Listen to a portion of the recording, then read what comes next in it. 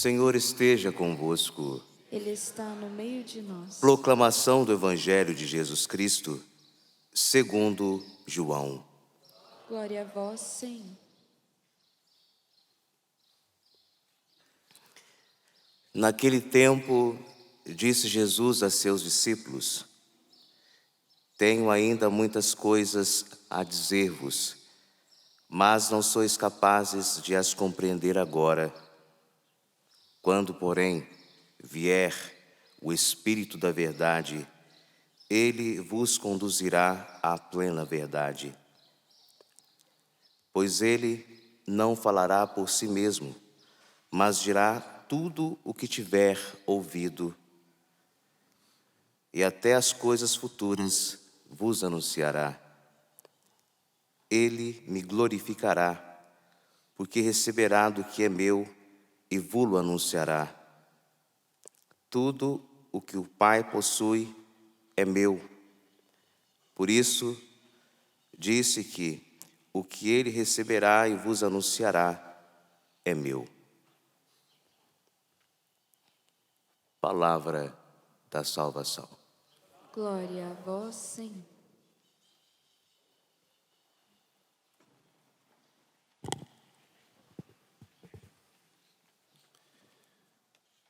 Caríssimos irmãos e irmãs, esta afirmação do Evangelho de hoje, de São João, é uma grande verdade, porque o Espírito da Verdade nos conduz à plena verdade. Sabemos que os mistérios de Deus, insondáveis em sua natureza, vão sendo pouco a pouco revelados a nós, mortais. Com a nossa cabeça muitas vezes limitada, com a nossa lógica muitas vezes humana, esses mistérios fazem-nos experimentar a humildade, nos dobrar diante deles, para que a verdade divina revelada, ela possa fazer parte da nossa vida. Então, o Espírito Santo, que nós celebramos semana passada, Pentecostes, dá a toda a igreja, assim como o fez durante toda a história da igreja, a possibilidade de ter acesso, de tocar, ainda que as apalpadelas, né? Os mistérios de Deus, e experimentá-los em nossa vida. A primeira leitura dessa liturgia de hoje, do livro dos Provérbios, fala da sabedoria de Deus. Interessante que o texto sagrado utiliza de dois advérbios de tempo para nos ajudar a compreender o mistério trinitário. Na leitura nós vimos o antes e o quando, dois advérbios de tempo, que denotam o primeiro, antes da origem da terra, diz o texto de Provérbios, para nos mostrar a eternidade de Deus. Deus é eterno e Deus, Ele nos precede em tudo. Deus está à nossa frente. Muitas vezes nós queremos passar à frente de Deus, né? E a gente só se atrapalha, né? Quando a gente faz isso. Então, o primeiro elemento que aparece aqui, Deus nos precede. Deus nos precede. Deus é eterno. Essa é uma verdade que nós precisamos assumi-la e encarná-la na nossa vida. Se Deus nos precede, a nossa vida está nas mãos de Deus, nós não precisamos temer. Depois, o quando não existia. Esse quando aqui indica a contemporaneidade de Deus. Deus é eterno, mas Deus, Ele entra na nossa história. Ele entra na história da humanidade, Ele quis se fazer presente na nossa vida. Então, esse quando, ele é muito importante, porque quando você passar por alguma situação, quando você enfrentar alguma tribulação, recorde-se que Deus entrou na sua história.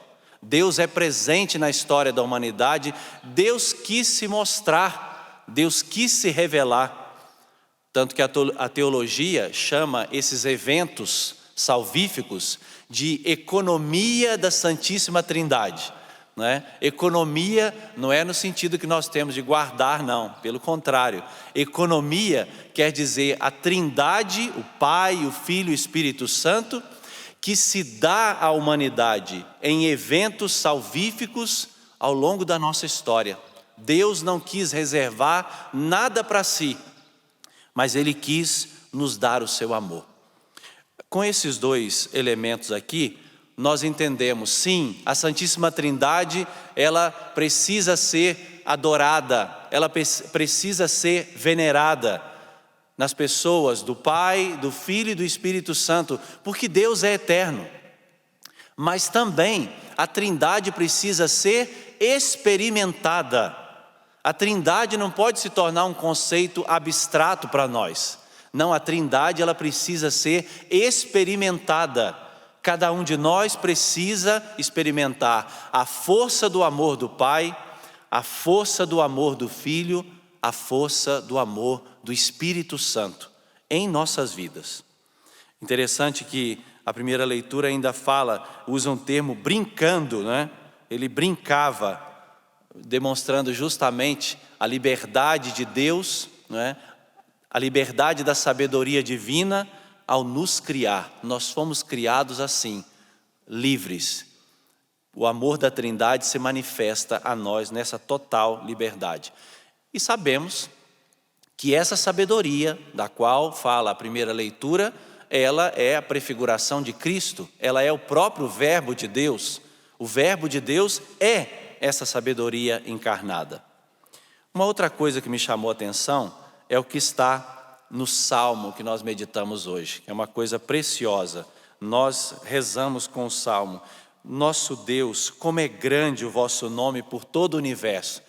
Expressa a grandeza de Deus, mas ao mesmo tempo diz: mas Senhor, o que é o homem para dele assim vos lembrardes e o tratardes com tanto carinho? Vejam, ao mesmo tempo que o salmista, é um salmo noturno, está contemplando os céus, as estrelas, as coisas maravilhosas criadas por Deus, ao mesmo tempo que nos dá esta ideia da grandeza de Deus, quem é o homem, Senhor? Quem somos nós? Esse Deus tão grandioso nos criou por amor e para o amor. É o reconhecimento que cada um de nós precisa ter de si mesmo. A festa da Santíssima Trindade nos devolve esta dignidade, não é? Nos levanta muitas vezes das nossas baixas autoestimas, né? Muitas vezes sentimentos ruins que nós nutrimos a respeito de nós, pessimismo, negativismo, desânimo, decepções. Estou falando de nós mesmos, mas o texto não diz, nós temos uma dignidade aos olhos de Deus. Nós fomos criados à imagem e semelhança de Deus. O texto é ousado em dizer: pouco abaixo de Deus o fizestes. Olha que coisa preciosa. Pouco abaixo de Deus o fizestes. Fomos criados à imagem e semelhança de Deus. E nós precisamos nutrir dentro de nós o reconhecimento desse amor. Imerecido. Nenhum de nós tinha merecimento, mas Deus nos criou por amor e para o amor. Interessante que a segunda leitura de hoje, da carta de São Paulo aos Romanos, ela nos dá um pouquinho, uma clareza, quando a gente diz as três pessoas da Santíssima Trindade, né? Pai, Filho e Espírito Santo. Essa nomenclatura que a igreja escolheu para falar do mistério de Deus uno e trino. A palavra pessoa, persona, quer dizer soar através de, ou seja, o amor de Deus passa pela essência do Pai, do Filho e do Espírito Santo e chega até nós. Então esse conceito de pessoa, ele foi usado para nos ajudar a compreender o mistério da Santíssima Trindade. Repito, né? Ainda que seja muito as apalpadelas, mas nos ajuda. Interessante porque a leitura da carta aos Romanos nos disse que o Espírito Santo foi derramado. É um termo que nos ajuda a entender essas três pessoas da Santíssima Trindade. O amor de Deus foi derramado. Tem um verbo aqui usado no grego, ekeo. Ek quer dizer fora, kel quer dizer derramar, versar. Então o texto está dizendo que o amor de Deus foi derramado, ele passou através do Pai, do Filho e do Espírito Santo e chegou até nós. Deus não reservou nada para ele. A expressão do verbo aqui é dizer que Deus é sempre para nós. Deus está sempre voltado para nós, na grandeza do seu amor, o seu amor que passa pelo Pai, pelo Filho e pelo Espírito Santo e chega ao coração de cada um de nós e nós o experimentamos. Esse amor de Deus foi derramado sobre nós. E o texto aos Romanos ainda nos clareia o Cristo, que é o acesso que nós temos à graça de Deus, foi pela mediação do Filho, o Filho que se encarnou para nos dar acesso à filiação divina, e o Espírito que molda o nosso coração à imagem de Deus, o Espírito Santo que molda esses vasos de barro que somos nós e nos faz participar desta grandeza de Deus. Então, o Filho e o Espírito são comunicadores da graça de Deus.